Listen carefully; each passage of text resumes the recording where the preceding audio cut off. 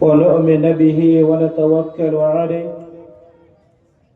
ونعوذ بالله من شرور أنفسنا ومن سيئات أعمالنا من يهده الله فلا مضل له ومن يضلل فلا هادي له وأشهد أن لا إله إلا الله وحده لا شريك له وأشهد أن محمدا عبده ورسوله أما بعد أعوذ بالله من الشيطان الرجيم بسم الله الرحمن الرحيم يا أيها الذين آمنوا إنما الخمر والميسر والأنصاب والأزلام رجس من عمل الشيطان فاجتنبوه لعلكم تفلحون. عن أبي درداء رضي الله تعالى عنه قال قال رسول الله صلى الله عليه وسلم لا يدخل الجنة مدمن الخمر. মাননীয় আজকের এই সভার সম্মানিত সভাপতি মহাশয়, মঞ্চে উপবিষ্ট ওলামায়ে কেরামগণ, আমার সম্মুখীন বসে থাকা জ্ঞান পিপাসু অত্র এলাকার ভাই ও বাবাজিরা, পর্দার আড়ালের মা ও বোনেরা, প্রশংসা আল্লাহ সুবহানাহু ওয়া তাআলার, যিনি এক অদ্বিতীয় ওয়াহদাহু লা শারীক, যিনি নবমণ্ডল এবং ভূমণ্ডল এর মধ্যে যা কিছু আছে সকলের রব। সেই মহান রবের আমরা প্রশংসা করে শেষ করতে পারিনি ও পারবো না। তাই ছোট্ট একটি বাক্যে তার আমরা প্রশংসা জ্ঞাপন করি, সকলে বলি আলহামদুলিল্লাহ। শান্তির ধারা অবতীর্ণ হোক মানবতার মুক্তির দূত জনাবে মুহাম্মদ রাসূলুল্লাহ সাল্লাল্লাহু আলাইহি ওয়াসাল্লাম প্রতি। আজকে আমি এই দিনই সভায় আমার আলোচ্য বিষয় দেওয়া হয়েছে নেশাদার দ্রব্য। এই সম্পর্কে আমি পবিত্র কোরআন এবং সেই সুন্নাহ থেকে সুন্দরভাবে আলোচনা করার চেষ্টা করব ইনশাআল্লাহুল আজিজ। বক্তব্যের পূর্বে দুইটি কথা আপনাদের সামনে শেয়ার করি। তার এক, যে সকল ভাইয়েরা এবং বোনেরা রাস্তায় চলাফেরা করছেন, আপনাদের কাছে বিনীত নিবেদন যে আপনারা এই মাহফিলে এসে, এই স্টেজের সামনে এসে আপনারা এখানে বসে পড়ুন। যদি আপনারা রাস্তায় ঘোরাঘুরি করেন তাহলে আপনার কানে এই দিনে আওয়াজ পৌঁছাবে না। এই যে এতক্ষণ ধরে ফাইজি সাহেব আলোচনা করছিলেন, আমাদের আলোচনা শোনা শেষ নেই। আমরা আলোচনায় অনেক শুনি, জুমার খুতবার মাধ্যমে শুনি, জালসার মাধ্যমে শুনি, ইজতেমার মাধ্যমে শুনি, সোশ্যাল মিডিয়ার মাধ্যমে আমরা আলোচনা শুনি। কিন্তু আলোচনা শোনার পরে আমরা কেন পরিবর্তন হই না? কেন? আল্লাহ সুবহানাহু ওয়া তাআলা এই কথাটা বলছেন, কাল্লা বাল রানা আলা কুলুবিহিম মা কানু ইয়াকসিবুন।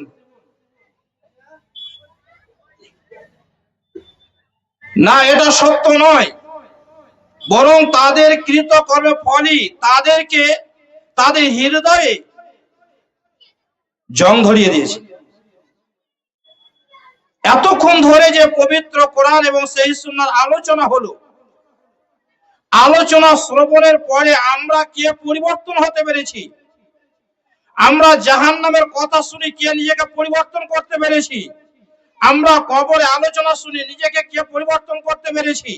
আজকে সারা পৃথিবী জুড়ে যে মুসলিমেরা জুলুম নির্যাতনের শিকার হচ্ছে, যেখানে সেখানে আজ মুসলিমদেরকে হত্যা করা হচ্ছে, মুসলিমদের উপরে জুলুম নির্যাতন হচ্ছে, তারপরে যখন আমরা পবিত্র কোরআন এবং সুন্নাহ থেকে সুন্দরভাবে যখন মানুষের সামনে উপস্থাপন করা হচ্ছে যে কেন হচ্ছে, এত কিছু আলোচনা শোনার পরেও আজ আমরা পরিবর্তন হচ্ছে না কেন?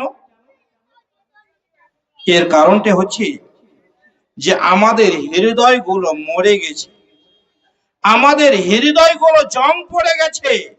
এই জং পড়ার কারণে, মরিচিকা পড়ে যাওয়ার কারণে আজ আমাদের কাছে এই সত্য কথাগুলো, এই হক কথাগুলো আজ আমাদের হৃদয়ের মধ্যে আঘাত দিচ্ছে না। এটি চূড়ান্ত।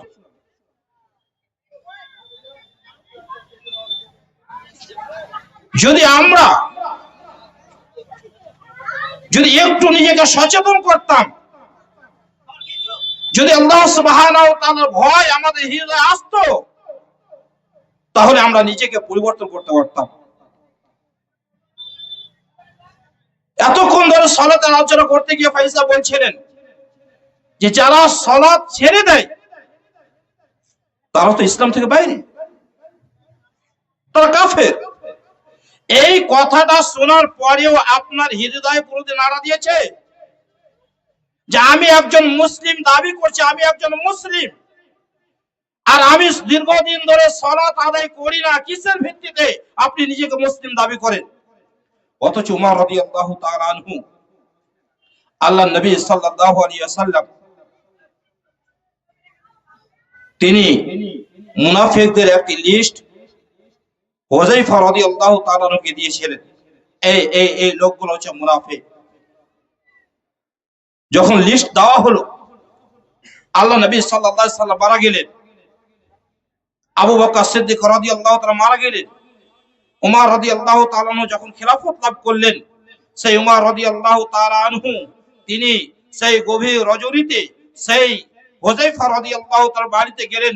বাড়িতে গিয়ে তাকে ডেকে বললেন যে নবী সাল্লাল্লাহু আলাইহি সাল্লাম যে তোমাকে মুনাফিকদের লিস্ট দিয়ে গেছে, সেই লিস্টের মধ্যে আমি উমর, আমার নামটা কি আছে? মুনাফিকদের লিস্টের মধ্যে আমার নামটা কি আছে? হুযায়ফা রাদিয়াল্লাহু তাআলা আনহু তিনি বললেন, আপনার পরে কাউকে বলবো না, তবে আলহামদুলিল্লাহ আপনার নামটা নেই। এই যে উমর রাদিয়াল্লাহু তাআলা আনহু নিজের নাম মুনাফিকের লিস্টে আছে কিনা সেটা জানতে গেছেন, কতটা তার মধ্যে আল্লাহ সুবহানাহু ওয়া তাআলার ভয় ছিল। অথচ উমর রাদিয়াল্লাহু তাআলা আসলে কে, তার কি পরিচয়? উমর রাদিয়াল্লাহু তাআলা আনহুর ব্যাপারে নবী সাল্লাল্লাহু আলাইহি ওয়াসাল্লাম একাধিক সার্টিফিকেট দিয়েছেন, উমর তুমি জান্নাতি। নবী সাল্লাল্লাহু আলাইহি ওয়াসাল্লাম উমর রাদিয়াল্লাহু তাআলা জান্নাত দেখে এসেছেন, যার ব্যাপারে নবী আল্লাহ সুবহানাহু ওয়া তাআলা একাধিক আয়াত অবতীর্ণ করেছেন। সেই উমর রাদিয়াল্লাহু তাআলা আনহুর মনে যদি এত ভয় ভীতু থাকে যে নবী সাল্লাল্লাহু আলাইহি ওয়াসাল্লাম এই লোকগুলোকে মুনাফিকের লিস্টে দেওয়া হয়েছে, এই লোকগুলো মুনাফিক, এই লোকগুলো মুনাফিক, তাহলে আজকে আমরা সালাত আদায় করি না, আজকে আমরা সালাত আদায় করি না। অথচ হাদিসে ভয়ঙ্কর ব্যাপার লেখা আছে, এই সালাত ছাড়া হচ্ছে একটা কুফরি কাজ, ইসলাম থেকে বেরিয়ে যেতে হবে, এটা কুফরি কাজ। তারপরেও আজ আমরা নিজেকে একবার পরিবর্তন করার চেষ্টা করি না যে সালাত ছাড়া যদি কাফের হয় তাহলে আমরা সালাত পড়ি না কেন? কেন? এই যে সালাত না আদায় করে, সালাত ছেড়ে ছেড়ে মনের মধ্যে একটা মরিচিকা জং পড়ে গেছে, যে জং পড়ার কারণে আজকে এই সালাত ছেড়ে দেওয়া যে অপরাধ, সেই অপরাধ আর আমার হৃদয়ে ঢুকে না, হৃদয়ে ঢুকে না। আজকে যে ঘুষ, সুদ এত বড় একটা অপরাধ, যেই ব্যক্তি সুদ খায় সেদিন থেকে নিজের মায়ের সঙ্গে জেনা শুরু করলো, অথচ এটা কোনো পাপই মনে করে না। মা বেটা এক বিছানা ঘুমাতে পারে, এটা কত একটা নির্লজ্জ লাগে। কিন্তু যেদিন সুদ খেতে শুরু করে সেই দিন থেকে মা বেটা এক বিছানা ঘুমাতে থাকে, এটাকে পাপই মনে করে। কারণ ওই হৃদয় তাদের মরে গেছে, হৃদয়ে জং পড়ে গেছে। এই জন্য নিজের হৃদয়কে আপনাকে স্বচ্ছ করতে হবে। যখন আপনি একটা হংসাতে বা চাকুতে দীর্ঘদিন রেখে দেওয়ার পরে জং পড়ে যায়, সেই চাকু বা হাসাকে যে আপনি জং পড়ার পর ব্যবহার করেন, কাজ করবে না, তাকে আবার পুনরায় সুন্দরভাবে ঠিক করতে হবে, তারপর কাজ হবে। অনুরূপ আজকে যদি আমরা নিজের হৃদয় এই দীর্ঘদিন পাপের সঙ্গে জড়িয়ে থাকার কারণে আজ আমাদের হৃদয়ে সেই কথাগুলো ঢুকে না। অথচ আল্লাহ সুবহানাহু ওয়া তাআলা বলছেন, ইন্নামাল মুমিনুনা আল্লাযীনা ইযা যুকিরাল্লাহু ওয়াজিলাত কুলুবুহুম ওয়া ইযা তুলিয়াত আলাইহিম যাদাতুহুম ঈমানাও ওয়া আলা রাব্বিহিম ইয়াতাওয়াক্কালুন। মুমিন তো তারাই যখন তাদের সামনে আল্লাহ সুবহানাহু ওয়া তাআলার কথা শোনা হবে, আল্লাহ সুবহানাহু ওয়া তাআলার আলোচনা হবে, তখন তাদের হৃদয় কম্পিত হতে থাকবে। আল্লাহ সুবহানাহু ওয়া তাআলার কথা আলোচনা করলে তাদের হৃদয় প্রকম্পিত হতে থাকবে, ভয়ে ভীত হয়ে যাবে, সেই হৃদয় চূর্ণ হয়ে যাবে। এই হৃদয় তখন আল্লাহর ভয়ে থরথর করে কাঁপতে থাকবে। কিন্তু আজকে আমরা এত আলোচনা শুনি, কবরের কথা শুনি, জাহান্নামের কথা শুনি, কিয়ামতের কথা শুনি, অথচ আমাদের হৃদয় কম্পিত হয় না। বুঝে নিতে হবে আমার হৃদয় আর এই হৃদয় নেই, এই হৃদয় মরে গেছে। আজ আমাদের হৃদয় মরে গেছে, জং পড়ে গেছে, যার কারণে আজ আমাদের হৃদয়ে সেই কোরআনের কথা, সেই আল্লাহ সুবহানাহু ওয়া তাআলার কথা, সেই রাসূল সাল্লাল্লাহু আলাইহি ওয়াসাল্লামের কথা আজকে আমাদের হৃদয়কে কাঁপাতে পারছে না। আপনি দেখুন, নবী সাল্লাল্লাহু আলাইহি ওয়াসাল্লাম একটি ঘটনা পেশ করছেন যে একজন ব্যক্তি, তার চাচাতো বোনের প্রতি তার খুব চাহিদা ছিল। নিজের কাকাতো বোনের প্রতি, চাচাতো বোনের প্রতি খুব চাহিদা ছিল, কিন্তু সে মেয়ে কখনো সম্মতি দেয়নি। দুর্ভিক্ষ দেখা দিল, সেই মেয়ে, সেই বোন সেই ব্যক্তির কাছে ছুটে এলো কিছু দিনার ধার নেওয়ার জন্য, সম্পদ ধার নেওয়ার জন্য। এই ব্যক্তি মনে মনে ভাবলে, এবার সুযোগ হয়েছে, এই সুযোগে আমাকে সৎ ব্যবহার করতে হবে। তখন সেই ব্যক্তি বলল, আমি তোমাকে দিতে পারি, একটা শর্তে। তোমাকে আমার মনে আশা পূর্ণ করতে হবে, তোমাকে আমার সাথে সঙ্গম করতে হবে, আমার সঙ্গে একটা সময় বের করতে হবে। এই মেয়েটা পরিস্থিতি বাধ্য হয়ে এই মেয়েটা রাজি হয়ে গেল, ঠিক আছে আমি তোমার সঙ্গে সেই সময় কাটাবো, অতএব তুমি আমাকে স্বর্ণ দিনার, তুমি আমাকে দিনার তুমি ধার দাও। তখন সেই ব্যক্তির কাছে 100 দিনার দেওয়া চাওয়া হলো। সেই ব্যক্তি একটি হাদিসে 100 দিনার দেওয়া হয়েছে, অন্য একটি হাদিসে 120 দিনার দিয়েছে। কথা মতো যখন শুরু হয়েছে, সেই ছেলে, সেই যুবক যুবতী যখন নির্জনে পড়ে সেই শারীরিক সম্পর্কে যখন লিপ্ত হতে যাচ্ছে, এমন সময় পায়ের উপরে পা উঠে গেছে, এমন সময় সেই যুবতীর মুখ দিয়ে, সেই বোনের মুখ দিয়ে বের হচ্ছে, হে যুবক ইত্তাকিল্লাহ, তুমি আল্লাহকে ভয় করো, হে যুবক তুমি আল্লাহকে ভয় করো। এমন এক জায়গায় গিয়ে, এমন এক কঠিন সময় গিয়ে, যেখানে মেয়ের সঙ্গে সঙ্গম লিপ্ত হবে, এমন একটা মুহূর্তে গিয়ে যেখানে কোনো মানুষ দেখে না, যেখানে কোনো কীট পশু পাখি দেখে না, সেই এমন এক নির্জন ভূমিতে, নির্জন জায়গাতে সেই মেয়ে বলছে, ইত্তাকিল্লাহ, হে যুবক তুমি আল্লাহকে ভয় করো, তুমি আল্লাহকে ভয় করো। যখন এই কথা বলা হলো, সেই যুবক সাথে সাথে নেমে গেল। এই ছিল তার হৃদয়ে আল্লাহ সুবহানাহু ওয়া তাআলার ভয়, এই ছিল আল্লাহ সুবহানাহু ওয়া তাআলার ভয় তার হৃদয়ে। সম্মানিত উপস্থিতি, যদি আজকে আমাদের হৃদয়গুলো সেইভাবে জীবিত থাকতো, আমাদের হৃদয়গুলো সেই আল্লাহর স্মরণে যদি প্রকম্পিত হতে থাকতো, তাহলে আজকে আমরা এই মাজলিসে এসে বসতাম, রাস্তায় ঘুরতাম না। কিন্তু কে বোঝায়, যারা রাস্তায় ঘোরাঘুরি করছে এদের হৃদয়গুলো মরে গেছে, এদের হৃদয়গুলো মরে গেছে, এদের হৃদয়ে জং পড়ে গেছে।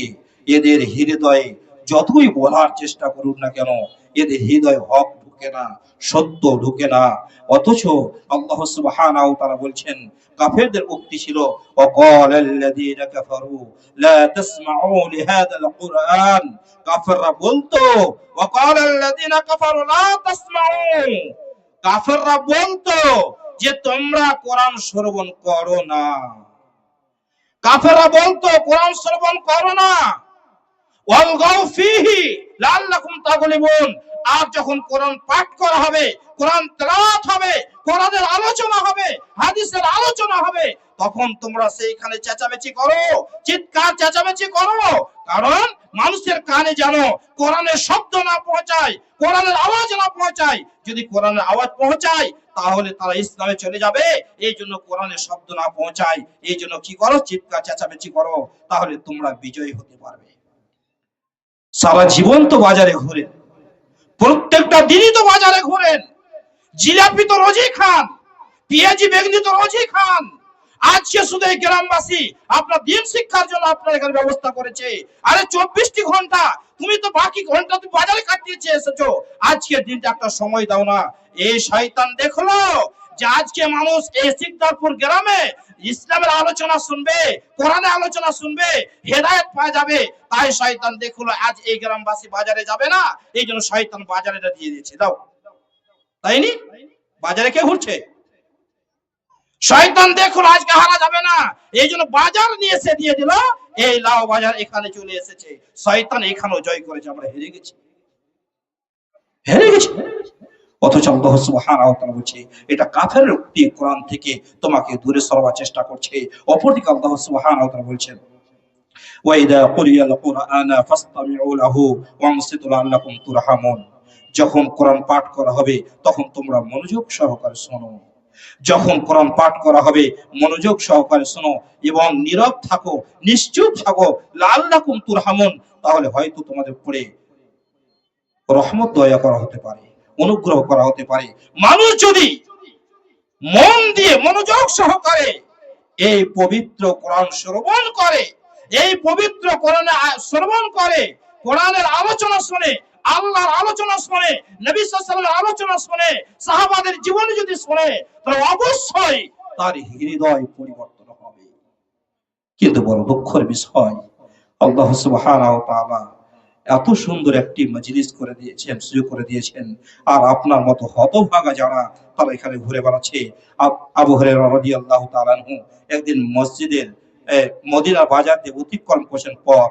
এমন সময় আবু হুরায়রা রাদিয়াল্লাহু তাআলা বাজারের লোককে দেখলেন, বাজারের লোকগুলোকে দেখে বলছে, হে বাজারে বাসী, হে বাজারের লোক সকল, তোমাদের কিসে অপরাধ করলো? ওইখানে নবী সাল্লাল্লাহু আলাইহি সাল্লামের মিরাস বন্টন হচ্ছে, ওইখানে নবী সাল্লাল্লাহু আলাইহি সাল্লামের মিরাস বন্টন হচ্ছে, আর তোমরা এখানে বাজারে ব্যস্ত আছো। সকল বলছে কোথায়? মসজিদে নববীতে। সকল মানুষ দিল দৌড়, দেখা যাক নবী সাল্লাল্লাহু আলাইহি সাল্লামের মিরাস থেকে কতটা অংশ পাওয়া যায়। গিয়ে দেখলো, দেখার পরে ফিরে এলো। আবু হুরায়রা রাদিয়াল্লাহু তাআলা আনহু ওই বাজারে দাঁড়িয়ে ছিলেন। দেখার পর দেখছেন যে সবাই চলে এলো। জিজ্ঞেস করলেন, কি ব্যাপার, তোমরা চলে এলে কেন? বলছে, কই সেখানে তো কোনো মিরাস বন্টন হচ্ছে না। আবু হুরায়রা রাদিয়াল্লাহু তাআলা বলছেন, কেন মসজিদে কেউ নেই? বলছে, আছে, কাউকে দেখলাম সালাত আদায় করছে, কাউকে দেখলাম কোরআন তেলাওয়াত করছে, কেউ হালাল হারাম নিয়ে আলোচনা করছে, কাউকে দেখলাম না মিরাস বন্টন হচ্ছে।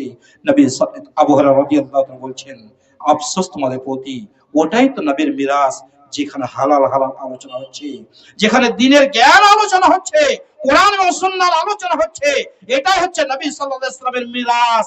আর তোমরা সেই মিরাস ছেড়ে চলে এলে। এখানে আমরা আলোচনা করছি কোরআন এবং সুন্নাহ থেকে, এটা হচ্ছে নবী সাল্লাল্লাহু আলাইহি ওয়াসাল্লামের মিরাস। এখান থেকে আপনাকে সেই মিরাস নিয়ে যেতে হবে। আরেকটি ঘটনা বলি, আমি আমার মূল বক্তব্য থেকে ফিরে আসব। ইমাম মালিক রাহিমাহুল্লাহ তিনি মসজিদে নববীতে দার্স দিচ্ছেন, হাদিসে দার্স দিচ্ছেন, তার সামনে রয়েছে ছাত্র। এমন সময় মদিনাতে এলো হাতি, মদিনার বাহির থেকে, মসজিদ নববীর বাহির থেকে এলান হচ্ছে, আলফিল আলফিল, হাতি হাতি হাতি, এইভাবে এলান হচ্ছে। ইমাম মালিক রাহিমাহুল্লাহর যে ছাত্র ক্লাসে বসে আছে, সব হাতি দেখার জন্য ছুটে দৌড় দিল ওই হাতির দিকে, যে হাতিটা দেখা যাক। যখন সবাই ছুটে চলে গেল, মাত্র একজন স্টুডেন্ট, একজন ছাত্র ইমাম মালিক রাহিমাহুল্লাহর কাছে থেকে গেল, যার নাম ইয়াহইয়া বিন ইয়াহইয়া। সেই ইমাম মালিক রাহিমাহুল্লাহ তিনি তাকে জিজ্ঞেস করছেন, কি ব্যাপার, সবাই তো হাতি দেখার জন্য ছুটে গেল, তুমি কেন গেল না? তুমি কি এর আগে হাতি দেখেছো? সে বলছে, জি না, আমি হাতি দেখিনি। তাহলে গেলে না কেন? তিনি বললেন, এখানে আমি নবীর হাদিস শিখতে এসেছি, এখানে আমি দিন শিখতে এসেছি, আমি দিনের আলোচনা আমি হাদিস শুনতে এসেছি, হাদিস শিক্ষা করতে এসেছি। আমার কাছে হাদিস থেকে একটা হাতি প্রিয় নয়। আমি দিনের জ্ঞান শোনাতে, যেখানে দিনের আলোচনা হবে, সেইখান থেকে এ বাজার আমার প্রিয় নয়, আমার কোনো কাজ প্রিয় নয়, এখন এটাই প্রিয়। তাই তিনি বলছেন, হাতি আমার প্রিয় নয়, আমাকে হাদিস শিখতে হবে, এটা আমার প্রিয়। এই মন মানসিকতা যদি থাকতো, তাহলে আমরা হক পেয়ে যেতাম, আল্লাহর ভয় আমাদের অন্তরে আসতো। আসুন আমরা আজকে আলোচনা করব, যে আমাদের যেহেতু সময় খুব সংকীর্ণ আমার কাছে, এই জন্য আলোচনা করবো আজকে আমরা হারাম নেশাদার দ্রব্য, এই মদ সম্পর্কে। প্রথম যুগে মানুষরা মদের প্রচলন ছিল, খুব মদ পান করত, যার কারণে আল্লাহ সুবহানাহু ওয়া তাআলা ধাপে ধাপে ধাপে ধাপে এটাকে নিষিদ্ধ করেছেন। হাদিস থেকে বোঝা যায়, উমর রাদিয়াল্লাহু তাআলা মনে মনে বলতে দোয়া করতেন, আল্লাহ এই মদের ব্যাপারে স্পষ্ট ঘোষণা করে দিন, স্পষ্ট ঘোষণা করে দিন। তখন আল্লাহ সুবহানাহু ওয়া তাআলা আয়াত অবতীর্ণ করছেন, ইয়াসআলুনাকা আনিল খামরি ওয়াল মাইসির। লোকেরা আপনাকে জিজ্ঞেস করে মদ এবং জুয়া সম্পর্কে, মদ এবং জুয়া সম্পর্কে। আল্লাহ সুবহানাহু ওয়া তাআলা বলছেন, কুল ফিহিমা ইসমুন কাবীর, আপনি বলে দিন এই উভয়ের মধ্যে বড় পাপ রয়েছে, মদ এবং জুয়া বড় পাপ। ওয়া মানাফিউ লিন-নাস, এবং মানুষের জন্য কিছু কল্যাণ, পার্থিব জীবনে কিছু কল্যাণ আছে। পার্থিব জীবনে এই মদ জুয়া কল্যাণ, তবে দিনের খাতিরে এটা মহাপাপ, মহাপাপ। পার্থিব জীবনে কল্যাণ মানে মদ বিক্রি করলে আপনার ইনকাম হবে, সংসার চলবে, ব্যাস এতটুকু। কিন্তু শরীয়তের মানদণ্ডে দ্বীনি ব্যাপারে এটা হচ্ছে কাবিরা গুনাহ। এই আয়াত অবতীর্ণ হয়ে গেল, তবে এই আয়াতে স্পষ্ট আল্লাহ সুবহানাহু ওয়া তাআলা হারাম ঘোষণা করেননি। যখন উমর রাদিয়াল্লাহু তাআলাকে ডাকে জানানো হলো যে এই আয়াত অবতীর্ণ হয়েছে, উমর রাদিয়াল্লাহু তাআলা এখনো ত্রিকিল্লা হলেন না, আবার দোয়া শুরু করলেন, আল্লাহ তুমি স্পষ্ট বর্ণনা করো, ঘোষণা করো। একজন সাহাবী সালাত আদায় করছেন, সালাতের অবস্থায়, নেশার অবস্থায়, মদ পানের অবস্থায় নামাজ পড়ছেন। নামাজ পড়তে পড়তে কুল ইয়া আইয়ুহাল কাফিরুন বলেছেন, তারপরে লা আবুদু মা তা'বুদুন, তো লা ছেড়ে দিয়ে বলছে আবুদু মা তা'বুদুন, তোমরা যার উপাসনা করো আমি তার করি। গরমিল হয়ে গেল, উলটপালট হয়ে গেল, বড় একটা ভুল হয়ে গেল। এরপরে আল্লাহ সুবহানাহু ওয়া তাআলা তাওজীহ করছেন, ইয়া আইয়ুহাল্লাযীনা আমানু লা তাকরাবুস সালাহ ওয়া আনতুম সুকারা। হে মুমিনগণ, তোমরা নেশাগ্রস্ত অবস্থায় নামাজে এসো না, যতক্ষণ না তুমি কি বলছো সেটা না বুঝো। দ্বিতীয় আয়াত অবতীর্ণ হলো, দ্বিতীয় আয়াত অবতীর্ণ পরে উমর রাদিয়াল্লাহু তাআলা ডেকে পড়ানো হলো, ডেকে বলছে আয়াত অবতীর্ণ হয়েছে। উমর রাদিয়াল্লাহু তাআলা এখনো কিনলেন না, ফের দোয়া করছেন, আল্লাহ স্পষ্ট ঘোষণা করো। এরপরে আল্লাহ সুবহানাহু ওয়া তাআলা তৃতীয় ধাপে বলছেন, ইয়া আইয়ুহাল্লাযীনা আমানু ইন্নামাল খামরু ওয়াল মাইসির ওয়াল আনসাব ওয়াল আজলাম রিজসুম মিন আমালিশ শাইতান ফাজতানিবুহু লাআল্লাকুম তুফলিহুন। মহান আল্লাহ সুবহানাহু ওয়া তাআলা বলেন স্পষ্টভাবে, সরাসরি বলছেন না যেটা হারাম, এই বাক্যে আসছেন না, সরাসরি বলছেন না, তিনি কত সুন্দরভাবে বুঝিয়ে আল্লাহ পাক বলছেন যে মানুষের ক্ষতিকর বিষয় তুলে ধরছেন। আল্লাহ বলছে, হে ঈমানদারগণ, হে মুমিনগণ, ইন্নামাল খামরু ওয়াল মাইসির, নিশ্চয় মদ ও জুয়া, নিশ্চয় মদ ও জুয়া, ওয়াল আনসাব ওয়াল আজলাম, মূর্তি পূজার দেবী, মূর্তি পূজার দেবী, ওয়াল আজলাম, এবং ভাগ্য নির্ণায়ক সব, ভাগ্য নির্ণায়ক সব, রিজিসুম মিন আমালি শাইতান, রিজিসুম এটা হচ্ছে অপবিত্র, অপছন্দনীয়, এটা অপবিত্র, মিন আমালি শাইতান এটা হচ্ছে শয়তানি কাজ, ফাজতানিবুহু অতএব তোমরা বাঁচো, লাআল্লাকুম তুফলিহুন যাতে করে তোমরা সফল কাম হতে পারো। মহান আল্লাহ সুবহানাহু ওয়া তাআলা এখানে ঘোষণা করছেন, হে মুমিনগণ, নিশ্চয় মদ, জুয়া, মূর্তি পূজার দেবী, ভাগ্য নির্ণায়ক সব, এই চারটা জিনিস হচ্ছে অপবিত্র শয়তানি কাজ, অতএব তোমরা বাঁচো যাতে করে তোমরা সফল কাম হতে পারো। এরপরে আল্লাহ সুবহানাহু ওয়া তাআলা বলছেন, ইন্নামা ইউরিদু শাইতানু আইয়ুকিয়া বাইনাকুমুল আদাওয়াতা ওয়াল বাগদা। আল্লাহ সুবহানাহু ওয়া তাআলা আবার বলছেন, শয়তান মদ ও জুয়ার দ্বারা তোমাদের মধ্যে শত্রুতা এবং বিদ্বেষ ঘটাতে চায়, তোমাদের মধ্যে মদ এবং জুয়ার দ্বারা শয়তান শত্রুতা এবং বিদ্বেষ ঘটাতে চায়, ওয়ায়াসুদ্দাকুম আন যিকরিল্লাহ ওয়া আনিস সালাহ, এবং শয়তান এই মদ ও জুয়ার দ্বারা কি করে, আল্লাহর স্মরণ থেকে এবং সালাত থেকে তোমাদেরকে বাধা দিতে চায়। ফাহাল আনতুম মুনতাহুন, এর পরেও কি তোমরা ফিরে আসবে না, এর পরেও কি তোমরা ছেড়ে দিবে না। অত্র আয়াতে আল্লাহ সুবহানাহু ওয়া তাআলা দুইটি আয়াত এলান করছেন, এক মদ জুয়া ভাগ্য নির্ণয়ক সব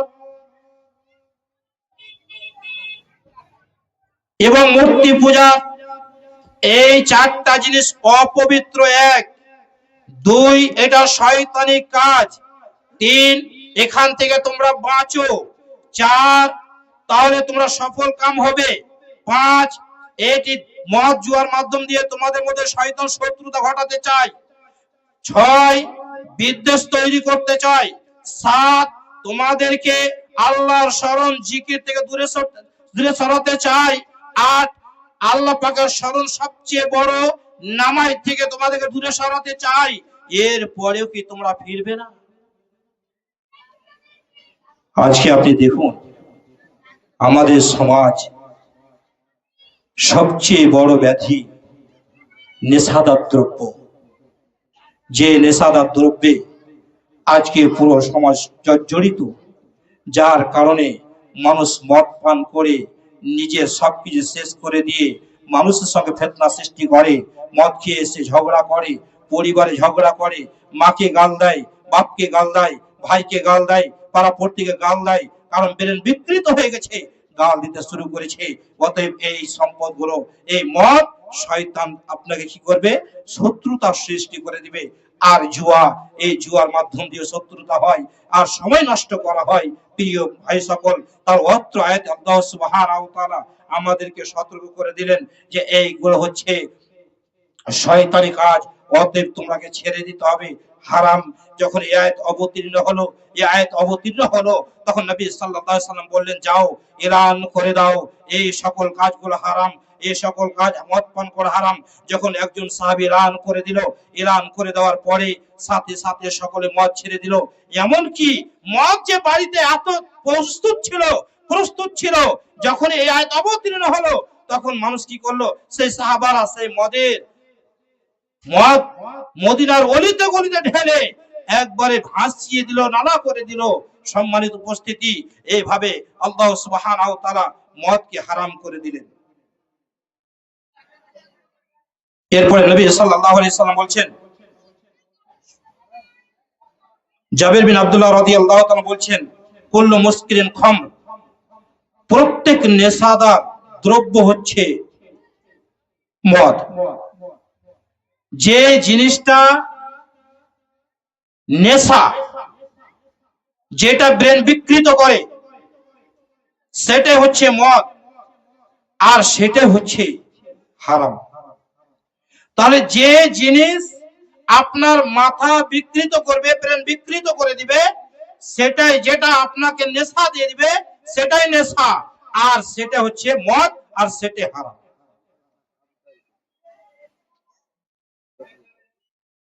এই মদ নবী সাল্লাল্লাহু আলাইহি ওয়াসাল্লাম কত ভয়ঙ্কর ভাবে বলেছেন।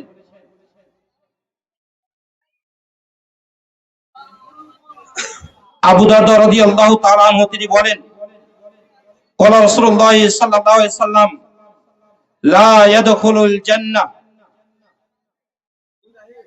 সে জান্নাতে প্রবেশ করবে না, মুদমিনুল খামার, যারা নিয়মিত নেশাদার দ্রব্য পান করে তারা জান্নাতে প্রবেশ করবে না। অত্র হাদিসে রাসূল সাল্লাল্লাহু আলাইহি ওয়াসাল্লাম বলছেন, যারা নিয়মিত নেশাদার দ্রব্য পান করে, এই নিয়মিত নেশাদার দ্রব্য পান করার কারণে আল্লাহ নবী বলছেন, লা ইয়াদখুলুল জান্নাহ, তারা জান্নাতে যাবে না, তারা জান্নাতে প্রবেশ করবে না, তারা জান্নাতে যাবে না, যারা নিয়মিত নেশাদার দ্রব্য পান করে। অন্য হাদিসে রাসূল সাল্লাল্লাহু আলাইহি ওয়াসাল্লাম বলছেন, মুদমিনুল খামর কাবাদি ওয়াসানান, যারা নিয়মিত নেশাদার দ্রব্য পান করে তারা মূর্তি পূজকের নেই। যারা নিয়মিত নেশাদার দ্রব্য পান করে এরা মূর্তি পূজকের নেই পাপের ক্ষেত্রে। তাহলে যারা নিয়মিত নেশাদার দ্রব্য পান করে, নবী সাল্লাল্লাহু আলাইহি ওয়াসাল্লাম এই সকল মানুষকে বলছেন, এই সকলকে উপমা দিচ্ছেন, যেটা হচ্ছে মূর্তি পূজার নেই। অতএব যারা নিয়মিত নেশাদার দ্রব্য পান করে তাদেরকে নবী সাল্লাল্লাহু আলাইহি ওয়াসাল্লাম মূর্তি পূজকের নেই সাথে তুলনা করলেন। নেশা কি? আজকে আমরা নেশা বলতে শুধু মদকে বুঝি, যে এই মদই হচ্ছে নেশা, এই মদই হচ্ছে নেশা। কিন্তু এর থেকেও এক কথা, নেশা হচ্ছে যেগুলো আপনাকে জ্ঞান শূন্য করে দিবে, আপনাকে নেশা সৃষ্টি করবে, যেটা আপনার বিবেকের ক্ষতি করবে, সেটা নেশা। সেটা আপনার গুল হতে পারে, সেটা বেরি হতে পারে, সিগারেট হতে পারে, জর্দা হতে পারে, যতগুলো নেশাদার দ্রব্য রয়েছে, বেরি বলুন, সিগারেট বলুন, জর্দা বলুন, গুল বলুন, খৈনি বলুন, আলাপাতা বলুন, তুলসী পাতা বলুন, আর গুটকা বলুন, তিরাঙ্গা বলুন, ৫০০০ বলুন, যতগুলো নেশাদার দ্রব্য রয়েছে এগুলো সকলেই হারাম, সকলেই হারাম। বরঞ্চ এই মদের থেকে সবচেয়ে মারাত্মক ক্ষতিকর নেশা হচ্ছে ধূমপান। মদের থেকে সবচেয়ে ভয়ঙ্কর নেশা হচ্ছে ধূমপান, বেরি, সিগারেট, এটা সবচেয়ে বড় ক্ষতিকর। কারণ মদ যে খায় তারই ক্ষতি হয়, মদ যে খায় তারই ক্ষতি হয়, কিন্তু যে বেরি খায় তার তো ক্ষতি হয়, পাশে যে বসে থেকে ধোঁয়াটা পায় তারও ক্ষতি হয়। যে মদ খায় তার নিজের একার ক্ষতি হয়, কিন্তু যে বেরি খায়, যে সিগারেট খায়, যে গাঁজা খায়, এই সকল মানুষ পাশে যারা বসে থাকে, আপনি বেরি খান না ঠিক, আপনার পাশে কেউ বসে আছে আর বেরি খাচ্ছে, ধোঁয়া ছাড়ছে, আর যেমন ক্ষতি হচ্ছে তার আপনার ক্ষতি হবে, কারণ সেই ধোঁয়াটাই আপনাকে শেষ করে দিচ্ছে। যারা ধূমপান করে তাদের থেকে আরো মারাত্মক ক্ষতি হচ্ছে যারা জর্দা খায়, যারা গুল করে, এটা আরো ভয়ঙ্কর নেশা, ভয়ঙ্কর নেশা। এই নেশাটা আর ভয়ঙ্কর যারা গুল করে, যারা জর্দা খায়, এটা আর ভয়ঙ্কর। অথচ দেখুন আজকে আমাদের সমাজ নেশায় জর্জরিত, নেশায় জর্জরিত। তাহলে এই নেশা থেকে আপনি বের হবেন কিভাবে? এত আলোচনা শুনছেন, অথচ ভয় আসে না, অথচ ভয় আসে না। কারণটা হচ্ছে মূলত আমরা আল্লাহ সুবহানাহু ওয়া তাআলাকে ভয় করতে পারিনি। আমরা পরিচিত অর্থে যে আল্লাহ সুবহানাহু ওয়া তাআলাকে ভয় করব, এই ভয়টা আমাদের হৃদয়ে নেই। যে আমাদের হৃদয়গুলো মরীচিকা পড়ে গেছে, এত আলোচনা শোনার পরেও আজ আমাদের কোনো পরিবর্তন নেই। এর কারণটা হচ্ছে যে মূলত আজকে আমরা আল্লাহ সুবহানাহু ওয়া তাআলাকে ভয় না পাওয়ার কারণে। কিন্তু সাহাবারা খাইবারের যুদ্ধের দিন কয়েকদিন যাবৎ সাহাবারা ক্ষুধার্ত, পেট চুচু করছে, জ্বলছে, খিদার কারণে পেট চুচু করছে, জ্বলছে। এমন সময় নবী সেই সাহাবারা পালিত গাধাকে জবাই করে দিয়ে রান্না শুরু করে দিয়েছেন। মাংস টকবক করে ফুটছে, ক্ষুধার্ত, পেট চুচু করছে, জ্বলছে। এমন সময় মাংস হব কোন হাদিসের ভাষায় পাতিল হয়ে গেছে, আর হব এমন সময় এলান হয়ে গেল। একজন ঘোষণা করে দিল, ঘোষণা করলো এই পালিত গাধার মাংস হারাম। কোন একজন যখন এলান হয়ে গেল, তখন সাহাবারা কেউ খেলেন না, সাথে সাথেই ফেলে দিলেন। কারণ তাদের হৃদয়ে ছিল আল্লাহর ভয়। কিন্তু আমরা আজ এত আলোচনা শোনার মাধ্যমেও আমাদের হৃদয় পরিবর্তন হয় না কেন?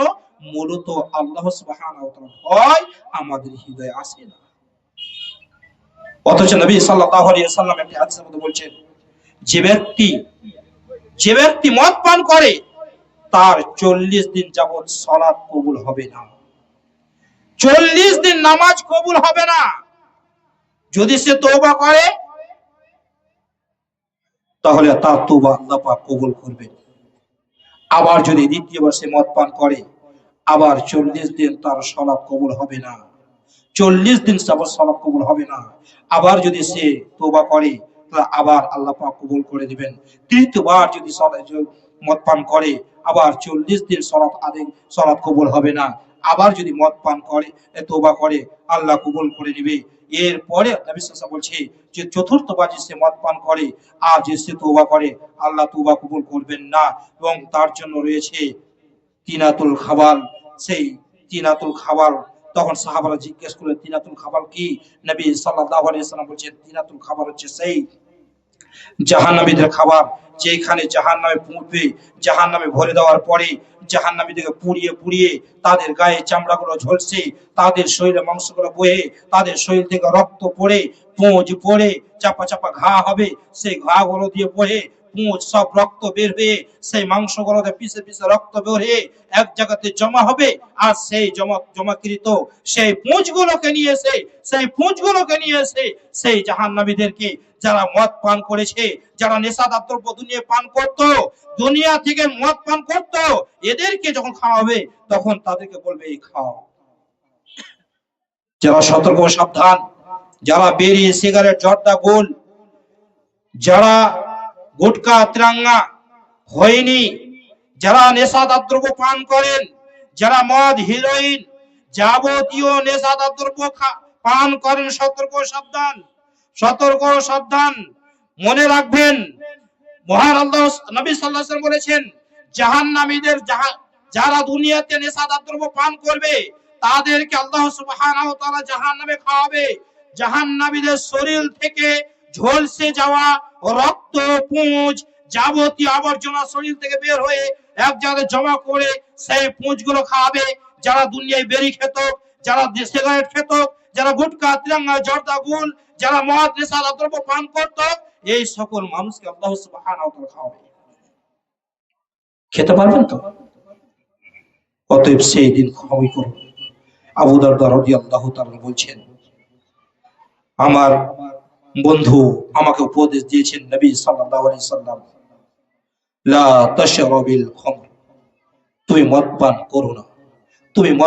করো না, ফা ইনহা মিফতাহু কুল্লি শার, কারণ এই মদ, এই নেশাদার দ্রব্য, এই মদ সকল পাপের, সকল অনিষ্ট, সকল পাপের মূল চাবি জননী প্রসূতি। এই পাপ, এই মদ হচ্ছে সকল পাপের মূল। নবী সাল্লাল্লাহু আলাইহি সাল্লাম একটা বানিসের একটি গল্প, একজন বুজুর্গকে, একজন আবেদকে, একজন খুব দিনদার মানুষকে ডেকে নিয়ে আসা হলো। নিয়ে এসে শাসক হুমকি দিয়ে বলল, তোমার সামনে চারটা জিনিস আছে, যে কোনো একটা খেতে হবে, নাহলে হত্যা করা হবে। একদিকে মদ, দ্বিতীয় ব্যভিচার, তোমাকে জেনা করতে হবে, তৃতীয় শুকরের মাংস, চতুর্থ হচ্ছে মানব হত্যা। এই 3-4টা কাজের মধ্যে যে কোনো একটা বেছে নিতে হবে, না হলে হত্যা করা হবে। তখন সেই ব্যক্তি বেশি হালকা ভাবে সেই মদকে, যখন মদ হলো তখন সবকিছু সহজ হয়ে গেল। সম্মানিত উপস্থিতি, এই জন্য আমাদেরকে নেশাদার দ্রব্য পান করতে হবে। আর আপনি নেশাদার দ্রব্য তখনই আপনি ছাড়তে, নেশাদার দ্রব্য থেকে আপনাকে বিরত হতে হবে। আর নেশাদার দ্রব্য আপনি তখনই ছাড়তে পারবেন যখন আপনি প্রকৃত অর্থে আল্লাহ সুবহানাহু ওয়া তাআলাকে ভয় করতে পারবেন। যখনই আপনি আল্লাহ সুবহানাহু ওয়া তাআলাকে প্রকৃত অর্থে ভয় করতে পারবেন, তখনই আপনি নেশাদার দ্রব্য ত্যাগ করবেন। মহান আল্লাহ সুবহানাহু ওয়া তাআলা পবিত্র কোরআনে খুব ভয়ঙ্কর ভাবে বলছেন। আল্লাহ বলছে, ইয়া আইয়ুহাল্লাযিনা আমানু তাকুল্লাহ হাক্কা তুকাতি ওয়া লা তামুতুন্না ইল্লা আনতুম মুসলিমুন। হে ঈমানদারগণ, তোমরা আল্লাহকে ভয় করো, যথাযথ ভয় করো। যেভাবে আল্লাহ সুবহানাহু ওয়া তাআলাকে ভয় করা দরকার সেভাবে ভয় করো। ওয়ালা তামুতুন্না ইল্লা আনতুম মুসলিমুন, এবং তোমরা মৃত্যুবরণ করো না, মরিও না। তোমরা মরবে সবাই, তুমি মুসলিম হয়ে মরো। তোমার মৃত্যুটাই যেন মুসলিম হয়, তুমি মুসলিম হয়ে মরো। সম্মানিত উপস্থিতি, অত্র আয়াতে আল্লাহ সুবহানাহু ওয়া তাআলা তিনি মুমিনদেরকে ডেকে বলছে, হে ঈমানদারগণ, তোমরা যারা ঈমান এনেছো, তোমরা শুনো, তোমরা আল্লাহকে ভয় করো। ভয় মানে তোমরা ভয় করো এবং তোমরা মরিও না। মরবে তো সবাই, তবে তুমি মুসলিম হয়ে মরো। আচ্ছা, আপনি বলুন তো, কবরের শাস্তি প্রস্তুত কে করেছে? আল্লাহ সুবহানাহু ওয়া তাআলা। আল্লাহ সুবহানাহু ওয়া তাআলা নিজেই কবরের শাস্তি প্রস্তুত রেখেছেন। কিয়ামত কায়েম কে করবেন? আল্লাহ সুবহানাহু ওয়া তাআলা। জাহান্নাম প্রস্তুত কে রেখেছেন? আল্লাহ সুবহানাহু ওয়া তাআলা। তো যে আল্লাহ নিজেই কবরের শাস্তি প্রস্তুত রেখেছে, যে আল্লাহ নিজে কিয়ামত কায়েম করবেন, যে আল্লাহ নিজে জাহান্নাম প্রস্তুত রেখেছেন, যে আল্লাহ সুবহানাহু ওয়া তাআলা কবরের শাস্তি প্রস্তুত রেখেছেন, কিয়ামত কায়েম করবেন, যে আল্লাহ জাহান্নাম প্রস্তুত রেখেছেন, সে আল্লাহ বলছেন, তোমরা মরিও না। মরবে তো সবাই, তুই মুসলিম হয়ে মরো। তাহলে মরার পর জীবন সহজ না কঠিন? যে মরার পর জীবন সহজ না কঠিন? কত কঠিন! আল্লাহ নবী সাল্লাল্লাহু আলাইহি ওয়াসাল্লাম বলেন, ইদা উযিয়াতিল জানাজা ওয়াহতামালাহা রাজুলু আলা আনাকিহি, যখন মাইয়াতকে আপনাকে খাটের উপরে, আপনার আব্বা আম্মা যখন মারা যাবে, যখন আপনার আব্বা আম্মাকে খাটের উপরে রাখা হবে, রাখার পরে যখন খাটটাকে মানুষরা বহন করবে, যখন বহন করে নিয়ে যাবে, বহন করে কবরের দিকে নিয়ে যাবে, তখন আল্লাহ নবী সাল্লাল্লাহু আলাইহি ওয়াসাল্লাম বলেন, ফাইন কানাত সালিহা কদ্দিমুনি, যদি সে সৎ হয়, সে পরেজগার হয়, মুত্তাকিন হয়, যদি আল্লাহ ভীরু হয়, আল্লাহকে ভয় করে, পরেজগার মুত্তাকিন হয়, বেরি সিগারেট জর্দাগুল খায়নি, মদ নেশাদার দ্রব্য পান করেনি, সুন্দরভাবে আল্লাহ এবং তার নবী সাল্লাল্লাহু আলাইহি ওয়াসাল্লাম যেভাবে চলতে বলেছেন সেভাবে জীবন যাপন করেছে, সেই ব্যক্তি বলবেন, কদ্দিমুনি, আমাকে দ্রুত নিয়ে চলো, আমাকে তাড়াতাড়ি নিয়ে চলো, এইভাবে বলতে থাকবে।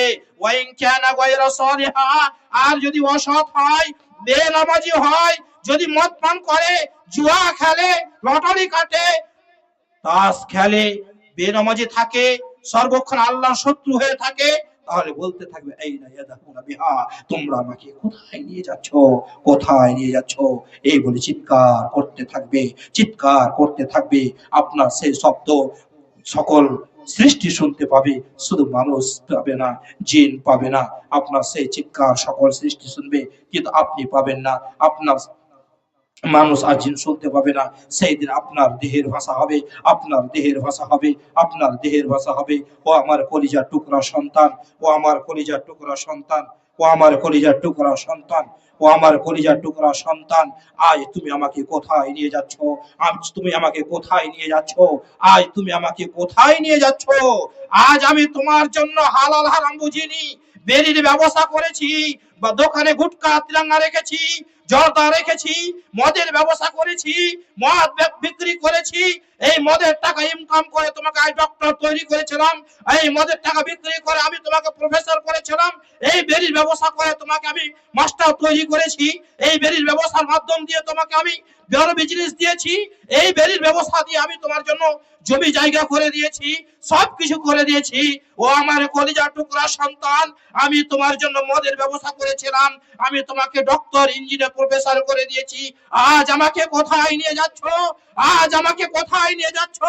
আজ আমাকে কোথায় নিয়ে যাচ্ছ? এই বলে আপনি চিৎকার করবেন, আপনি চিৎকার করতে থাকবেন, আপনি বলবেন কলিজার টুকরা সন্তান, তোমার জন্য আমি 3 তলা বাড়ি করেছি, তোমার জন্য বড় বিজনেস দিয়েছি, তোমার জন্য জমি জায়গা করেছি, তোমার জন্য সবকিছু করেছি। আজ তোমরা আমাকে কোথায় নিয়ে যাচ্ছ? সেই দিন আপনার সন্তান আপনার হবে না, সেই দিন আপনার সন্তান আপনার হবে না, আপনার সেই কথা শ্রবণ করবে না, সিধা আপনাকে কবরে রেখে চলে আসবে।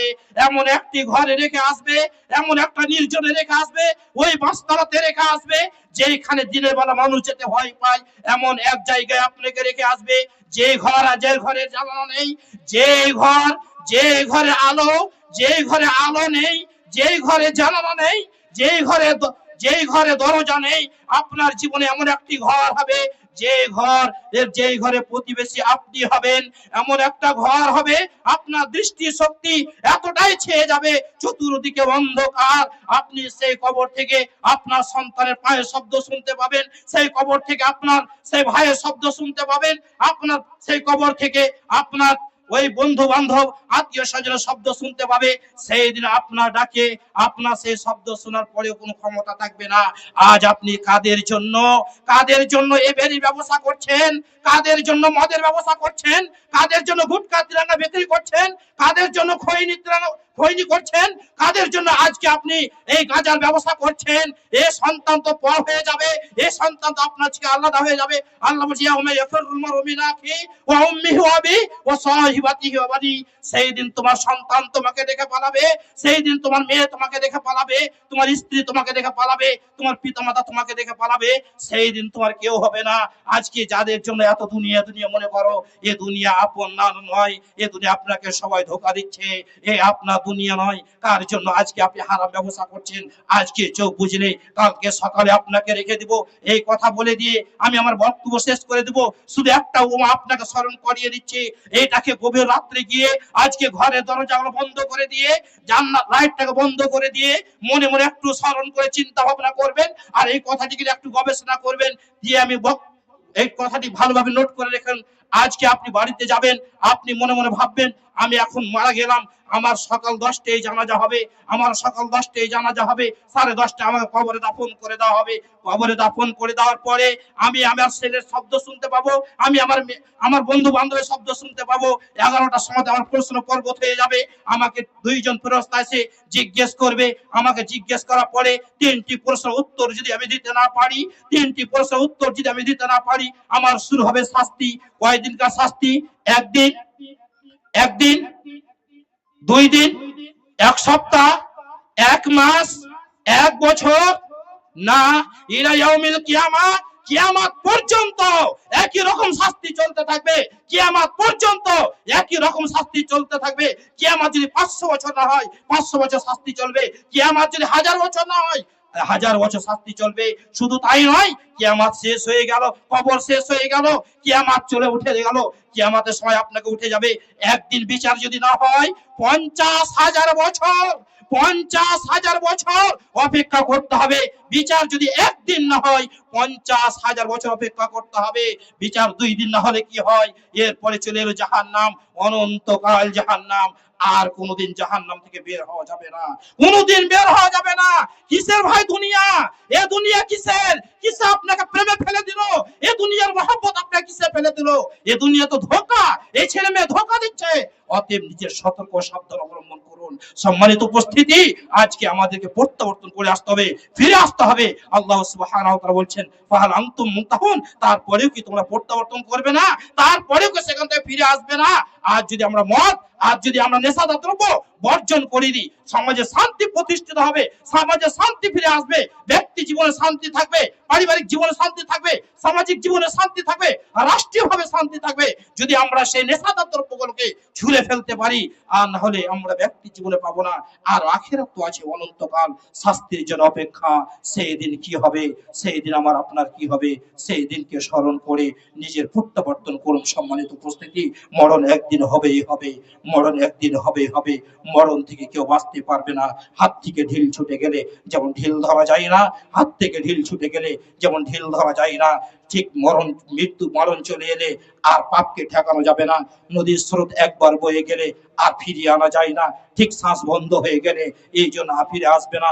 এই জন্য একটি উক্তি দিয়ে শেষ করছি।